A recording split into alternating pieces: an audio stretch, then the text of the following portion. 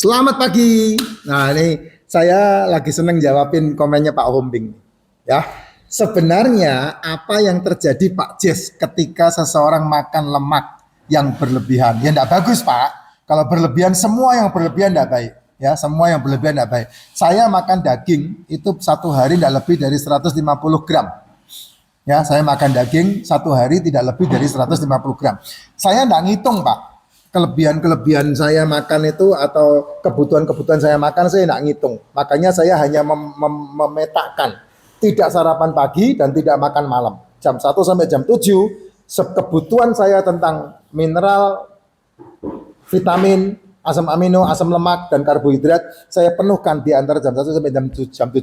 Kalau kita atlet pasti punya yang namanya ahli gizi. Ya kayak anak saya tuh dia sebelum jadi trainer dia punya pelatih ya dari Amerika yang melatih dia makannya harus ini, makannya harus ini, makannya harus ini, dan itu dipakai untuk badan dia gitu. Atlet semuanya rata-rata kayak begitu. Ya, tapi juga bahaya juga ketika kita udah mengikutin pola makannya tapi latihannya berlebih, latihannya ngawur, ya kayak itu salah satu bodybuilder yang sekarang lumpuh itu. Nggak bisa begitu juga gitu. Kalau kita kan orang biasa ini, ya kita orang wajar. Jadi nggak perlu berlebih apapun. Saya makan daging tiap hari, yes. Hari ini makan kambing, besok makan kambing, lusa makan kambing, nggak ada masalah. Ya, contoh kayak 3 hari berturut-turut ini. Semalam saya makan sapi. Berapa? Makan sapi 150 gram. Sebelumnya makan tongseng. Sebelumnya makan tongseng ya? Ya, makan tongseng sebelumnya. Lo iyain aja kenapa bro? Gue lagi mikir, beneran. Iyalah, sebelumnya makan kaki kambing, makan otak. Sebelumnya makan padang ding. Padang, ya sebelumnya makan padang. Ayam 2, ayam paha 2, kemudian paha 3, otak 2. Itu saya makan padang seperti itu. Jadi karena saya membatasi pagi saya tidak makan, malam tidak makan, saya fullkan di antara jam 1 sampai jam 7 dan saya beraktivitas normal, tidak ada excuse apapun. Buat saya itu wajar. Ya, itu wajar. Nah, kenapa kita harus makan yang namanya daging? Kenapa kita harus makan yang namanya lemak? Lalu ditanya ini. Semua yang berlebihan saya tidak izinkan ya, Pak. Lalu kolesterol jadi naik yang mengakibatkan merasakan leher jadi terasa. Nah, ini dia. Leher tegang itu bukan karena kolesterol, Bos. Tidak ada hubungan leher tegang sama kolesterol, Bos. Kolesterol itu adanya di dalam tubuh. Nih, di dalam tubuh. Ya, itu kolesterol. Kolesterol itu adalah makanannya lemak. Jadi tidak usah dikhawatirkan. Otakmu itu makan 30% dari 400 mg per desiliter yang diciptakan liver. Jadi tidak usah khawatir. Dan apa yang membawa kolesterol sampai ke otak? Lemak. Lemak.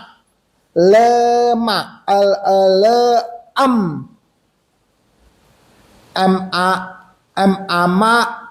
Lemak. Itu yang membawa kolesterol sampai ke otak.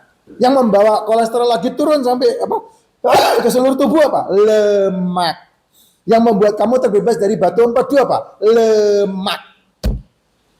Jadi jangan dimusuhin. Lemak itu memang makanannya tubuh kita karena di dalamnya ada asam amino, asam lemak itulah yang bisa membawa kolesterol kita dan yang membuat fungsi tubuh kita menjadi bermanfaat lebih baik lagi. Dan lemak itu sebabnya kenapa karbonnya saya kurangi.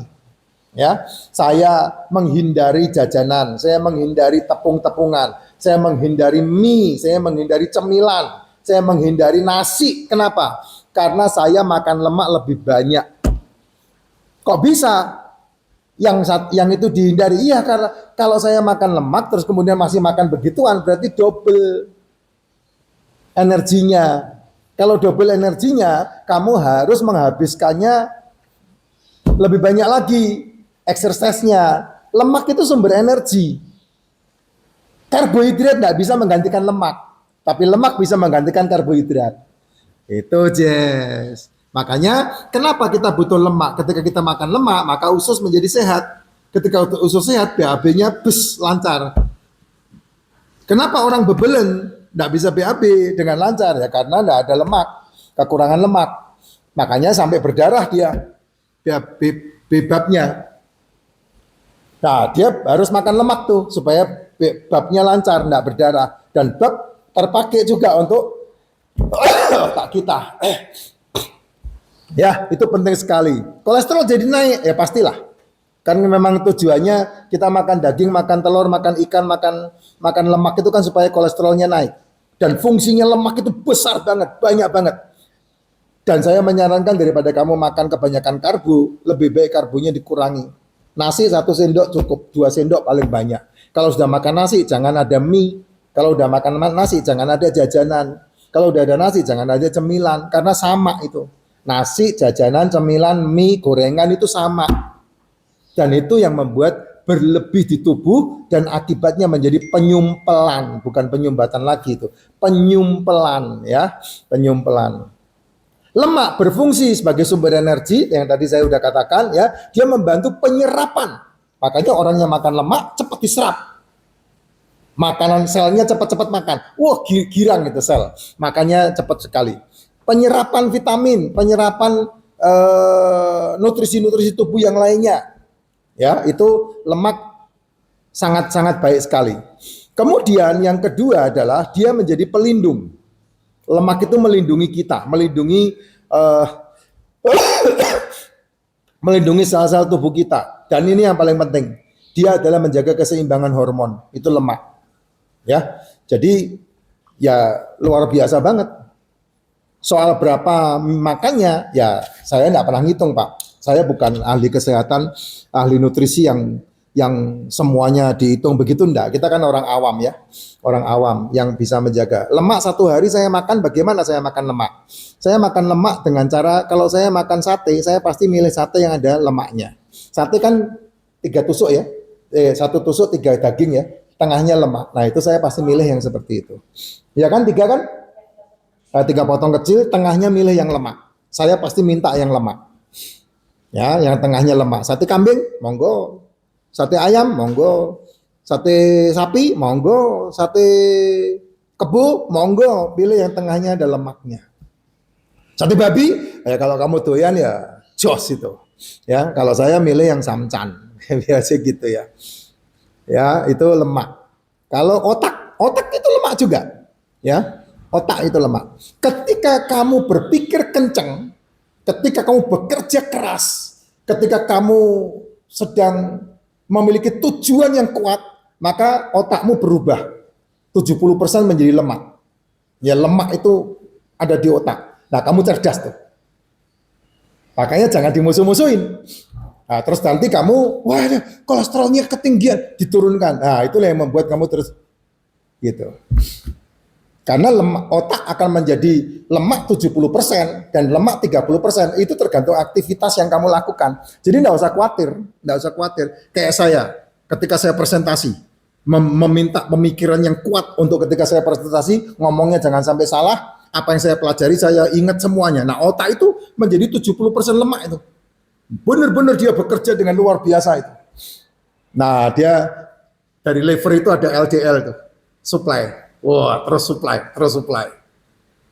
Nah, HDL-nya turunin lagi bawa ke liver, LDL-nya naikin lagi, HDL-nya turunin lagi. Kan kerjanya seperti itu.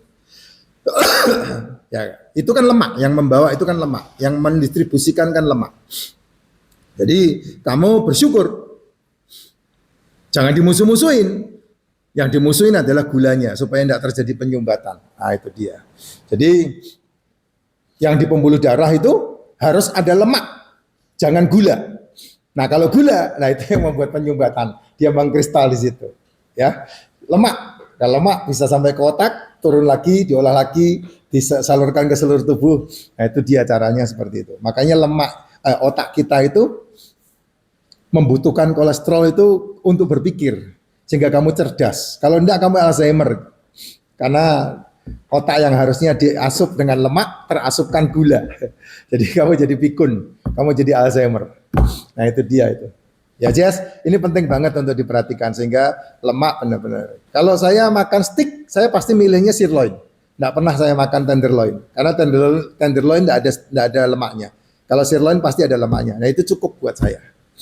Ya, dan itu 24 jam makan steak 1 aja udah cukup banget. Tidak ada tambahan-tambahan lain lagi, udah cukup banget.